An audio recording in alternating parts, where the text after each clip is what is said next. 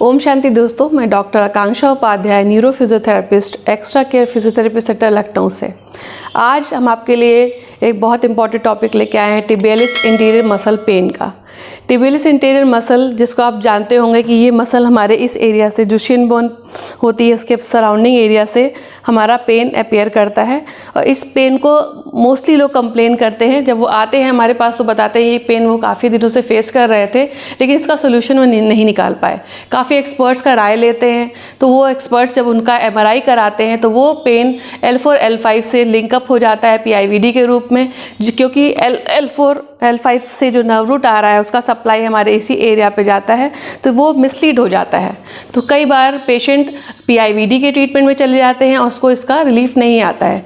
जबकि मोस्टली हम देखते हैं कि ज़्यादातर जो स्टैंडिंग पोस्चर है तभी हमारी ये मसल इन्वॉल्व होती है और इंगेज हो जाती है। तो हमारे स्टैंडिंग में PIVD कंडीशंस में भी हमारी डिस्क इंगेज हो जाती है, तो हम लोग कंफ्यूज हो जाते हैं कि ये डिस्क का पेन आ रहा है कि ये हमारे मसल का पेन आ रहा है। इसी वजह से कई बार जब हम वॉक करते हैं या इस ढंग की कंडीशंस होती है, जो हमारी एक्टिव लाइफस्टाइल है उसमें भी ये मसल का इन्वॉल्वमेंट होता है, तो ये कन्फ्यूजियस हो जाता है। तो आज टिबियलिस इंटीरियर मसल के सोल्यूशन के लिए मैंने डॉक्टर संतोष कुमार उपाध्याय सर को डिस्कस किया कि वो इस बारे में जानकारी दे, ताकि आप लोग इसका निजात पा सकें। ओम शांति दोस्तों, आज हम लोग बात करेंगे टिबियलिस इंटीरियर मसल के ट्रिगर पॉइंट के विषय में और उसमें जो पेन होता है। दोस्तों, जैसे पहले मैम ने बताया कि जो हमारे टिबियलिस इंटीरियर मसल होती है वो टिबिया, फिबुला और इंटरसिस से निकल करके, यदि दोस्तों मैं आपको बताऊं, ये जो सिन बोन है ना, सिन बोन के पास से ये यहाँ से निकल करके और इस पूरे एरिए से आके और यहाँ से पार करके ये जो हमारा ट्यूनिफॉर्म है और फर्स्ट मेटाटार्सल है, यहाँ पे आकर के अटैच होती है।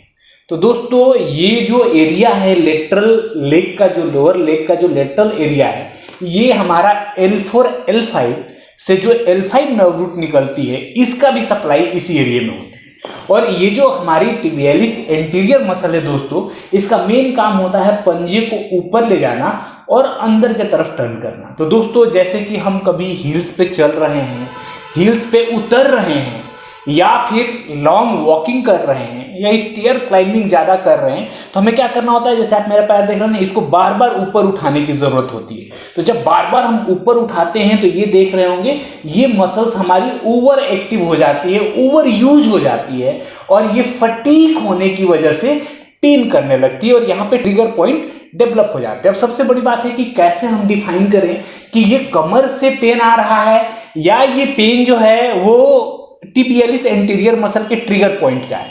तो दोस्तों, कुछ लोगों में यहाँ बहुत पेन होता है, जो रियल में PIVD के पेशेंट होते हैं उसमें बर्निंग पेन होता है, डल आंख पेन होता है, लेकिन ये पूरे एरिया में होता है, आपको छूने से पेन पता नहीं चलेगा, क्योंकि वो रेडिकुलर पेन है। वो कहाँ से आ रहा है? स्पाइन से आ रहा है। तो जब स्पाइन का मूवमेंट होगा, जब वो स्टैंडिंग ज़्यादा करेंगे, आगे झुकेंगे, या फिर कोई एक्टिविटी कर गए हैं और उसमें एक पूरे पैटर्न का पेन आता है। पैटर्न मतलब कि मैं बोलूं कि कमर में नस दब रही है यदि L4 L5, तो ये पैर से होते हुए नीचे की तरफ जा रही है और यहाँ पे ज़्यादा वो कंटिन्यूअस बनी रहेगी। लेकिन यदि केवल टिबियलिस इंटीरियर का पेन है दोस्तों, ट्रिगर पॉइंट का, तो जब आप बैठेंगे और ये सिन बोन के पास, जो मैं दिखा रहा था आपसे, कि ये सिन बोन के पास जैसे आप इसको पल्पेट करना शुरू करेंगे, ऐसे दबा करके इस सिन बोन के इस एरिया में, ये जो बेली आपको दिख रही है, इस बेली पे जब दबा के आप आगे की तरफ मूव करेंगे तो आपको पेन का एहसास होगा, लगेगा कि यहाँ पे पेन हो रहा है और ये पेन कंटिन्यूअस दबाने की वजह से ही हो रहा है। तो दोस्तों, ये एग्जामिनेशन बहुत ही इजी है। इसके अलावा दोस्तों, यदि मैं बोलूं कि ये जो टिबियलिस इंटीरियर मसल का ट्रिगर पॉइंट जो डेवलप होता है, इसको बहुत ही इजी टेक्निक से हम रिलीज कर देते हैं। और टिबियलिस इंटीरियर मसल दोस्तों हमारी बहुत इंपॉर्टेंट मसल है, क्योंकि यहाँ पे एक चीज और, क्योंकि हम लोग एक्सरसाइज इसके विषय में बताने वाले हैं, तो ये भी बताना जरूरी है कि टिबियलिस इंटीरियर की जो टेंडिनोपैथी होती है, बिकॉज कई बार जो मैं बोला ना कि आप पहाड़ों पे चल रहे हैं या फिर पहाड़ों पे उतर रहे हैं या रनिंग की स्टार्टिंग किया है आपने, 10-15 दिन हुआ है, ऐसे कंडीशन में टिबियलिस इंटीरियर मसल स्ट्रेन में आ जाती है। उसका टेंडन जो होता है ना, उसमें पेन होने लगता है और उसका जो टेंडन का इंजरी होती है उसमें ये आगे इंटीरियर का जो एरिया है ना दोस्तों, यहाँ पे स्वेलिंग आ जाता है, पेन हो जाता है या टेंडरनेस बना रहता है। तो जब ये टेंडरनेस बना रहता है, ऐसे कंडीशन में जब आप पल्पेट करेंगे तो भी पेन होगा। और एक और टेस्ट इसमें होता है दोस्तों, ये टेंडिनोपैथी टिबियलिस एंटीरियर की है कि नहीं इसको चेक करने के लिए, जिसको हम लोग बोलते हैं कि आराम से हम लिटा देते हैं और एक थेरेपिस्ट अपना लेट के, अभी तो मैं बैठ के बता रहा हूँ, लेट जाते हैं और लेट के इसको ऊपर की तरफ बोलते हैं कि उठाइए। जब इसको हम ऊपर की तरफ उठाएंगे ना, देखेंगे ये मसल एक्टिव हो जाएगी।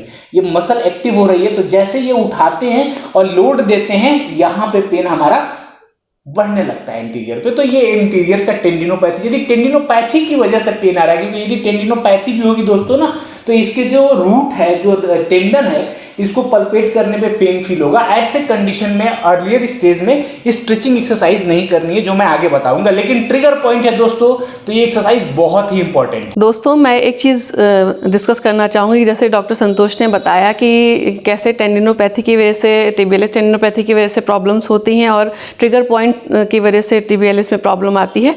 तो मैं एक और इम्पॉर्टेंट फैक्ट्स को हाईलाइट करना चाहूँगी कि किस ढंग से PIVD की कंडीशन में, जो कि L4 L5, जिसमें कि L5 नर्व रूट जिसका सप्लाई हमारी इस मसल के लिए आता है टिबियलिस इंटीरियर के लिए, उसकी वजह से ये मसल, अगर PIVD की कंडीशन है तो कई बार कंप्रेशन ज़्यादा होने की वजह से ये मसल का सप्लाई कम होता है, जिससे ये पैरालाइज भी हो जाती है। और आप देखते होंगे फुट ड्रॉप की कंडीशंस काफ़ी कॉमन हो जाती हैं उनमें से। तो फुट ड्रॉप की कंडीशन के लिए मैं चाहूँगी नेक्स्ट टाइम डॉक्टर संतोष इसकी जानकारी हमारे व्यूवर्स को दे। लेकिन करेंटली मैं चाहूँगी किस ढंग से डॉक्टर संतोष आप क्लिनिकली इसको डील करते हैं और कैसे रिजॉल्व करते हैं, हमारे व्यूअर्स के लिए ये भी गाइड करें कि वो घर बैठे कैसे स्ट्रेचिंग्स या ट्रीटमेंट करके अपना इनिशियल पेन दूर कर सकें। जी दोस्तों, जैसे मैम ने बताया कि यदि टिबियलिस एंटीरियर मसल का नर्व सप्लाई कम हो जाता है तो पैरालाइज हो जाती है, जिसको हम फुट ड्रॉप की कंडीशन बोलते हैं। दोस्तों अभी हम लोग बात करेंगे कि टिबियलिस एंटीरियर का ट्रिगर पॉइंट को कैसे रिलीज करें। चेक तो हम लोगों ने कर ही लिया है। रिलीज करने में दोस्तों दो तरह की चीज़ें होती है। क्लिनिकल प्रैक्टिस में सबसे बेहतरीन टूल हमारा ड्राई नीडलिंग है, बिकॉज ड्राई नीडलिंग से बहुत ही ईजिली हम इसको रिलीज कर लेते हैं। करेंगे जो कि एक्यूपंक्चर नीडल्स अवेलेबल होती है, स्टेलाइज नीडल्स होती हैं, ये इनको हम यूज़ करेंगे।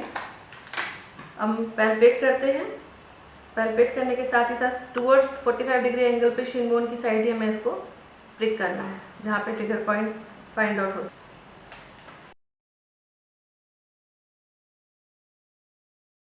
ड्राई नीडलिंग के अलावा दोस्तों कपिंग करते हैं हम लोग। कपिंग से भी बहुत अच्छे रिजल्ट मिलते हैं।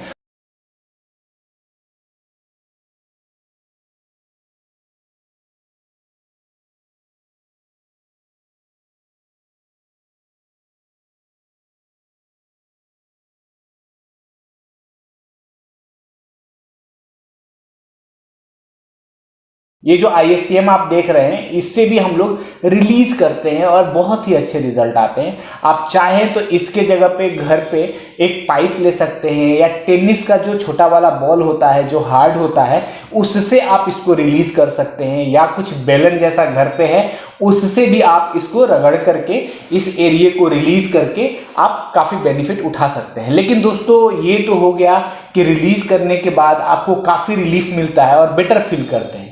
लेकिन यदि मसल हेल्दी नहीं है तो ये बार बार प्रॉब्लम ट्रिगर पॉइंट्स की आती रहती है। तो इसके ट्रीटमेंट की यदि मैं दोस्तों बात करूं तो इसके लिए थोड़ा सा वार्म अप एक्सरसाइज, फिर स्ट्रेंथनिंग एक्सरसाइज और स्ट्रेचिंग एक्सरसाइज। देखिए इसे ट्रिगर पॉइंट रिलीज करने के लिए एक्सरसाइज में स्ट्रेचिंग बहुत इंपॉर्टेंट है। लेकिन दोस्तों स्ट्रेचिंग करने से पहले यदि हम वार्म अप कर लेते हैं और थोड़ा स्ट्रेंथनिंग कर लेते हैं तो टिश्यूज हमेशा के लिए बेटर हो जाता है और मसल में परमानेंट इंप्रूवमेंट आ जाता है। तो दोस्तों हम लोग एक्सरसाइज की बात करेंगे। ये पहली एक्सरसाइज है दोस्तों। एक्सरसाइज में सबसे पहले हम वार्म अप एक्सरसाइज करेंगे। वार्म अप एक्सरसाइज में ये होता है कि आप 5 मिनट का वॉक कर लीजिए, या फिर आप बैठ के यदि 5 मिनट आप वॉक कर लेते हैं वो भी वार्म अप एक्सरसाइज होगी, और या फिर बैठ के पंजे को ऊपर और नीचे। इससे भी हमारी जो मसल है टिबियलिस एंटीरियर, चूंकि पैर को ऊपर उठाने में हेल्प करती है, तो 10 से 20 बार आप कर लें इसको, इससे हमारी वार्म अप हो जाएगी। इसके अलावा दोस्तों स्ट्रेंथनिंग की जो बात हो रही है उसके लिए हम बहुत अच्छे से 2 तरीके से कर सकते हैं। एक तो आइसोमेट्रिक और दूसरा रेजिस्टेंस के साथ। तो आइसोमेट्रिक में क्या करना है कि अपने दूसरे पैर से, यदि इस पैर की आप एक्सरसाइज कर रहे हैं तो ऐसे आपने पकड़ा और न्यूट्रल पोजीशन में, और पंजे को ऊपर उठाएंगे। देखिए ये स्ट्रेंथनिंग हो रही है, ये मसल मेरी जो है ना ऑलरेडी कॉन्ट्रैक्ट हो रही है। Relax, contract, relax. तो इसको आइसोमेट्रिक बोलते हैं। इसमें पूरा मूवमेंट नहीं होता है और हमारी मसल्स कॉन्ट्रैक्ट होती है और इसकी प्रॉपर्टीज काफ़ी स्ट्रेंथन में हेल्प करती है। तो इसको 5 to 10 सेकेंड होल्ड करना है, देन रिलैक्स।